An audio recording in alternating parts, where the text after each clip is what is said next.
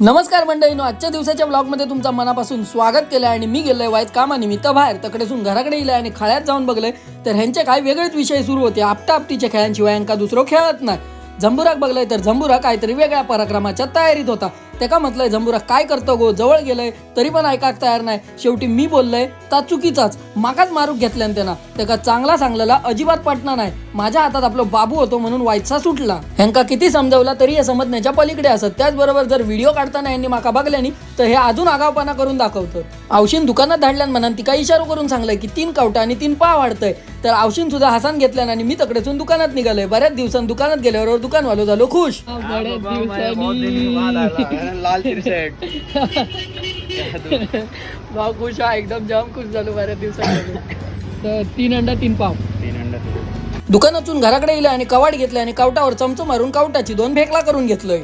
गरम गरम तव्यावर कवाट टाकून मस्तपैकी पोळी काढून घेतलंय. बघलास माका जेवण सुद्धा बनव घेता. मग आम्ही बसलो जग जेवणात. आज चपाती भाजी आणि सोबतच मी कवाट आणलेलं आहे आणि त्याच्यावरती मस्तपैकी चीज घातलेलं आहे. 3 सांज झाल्याबरोबर झंबुरा घराकडे येईल. झंबुराक म्हटलंय सगळ्यांका हाय करून दाखव, तर अजिबात तयार नाही. त्याचा काहीतरी वेगळाच विषय सुरू होतो. त्याका खाली सोडल्याबरोबर खाटीवर जाऊन बसला आणि थैच्या थै लोळाक घेतल्या आणि तोंडातल्या तोंडात पुटपुटत होता की चणे दी चणे दी. चणे नाही म्हणून त्याला चिप्स दिला आणि थैच्या थै गप बसवून ठेवलंय. तेवढ्यात हर्षिता येईल आणि म्हणता आताच वाजाभर खाऊन इल्लेला. आता रात्री जेवण पिऊन झाल्यानंतर टीव्हीवर बघलंय तर मॅच सुरू होती. मग म्हटलं आता जेवण बिवण सगळा झालेला, आम्ही झोपाची तयारी कराया. आम्ही भेटाया पुढच्या ब्लॉग मध्ये. तवसर देवा काळजी.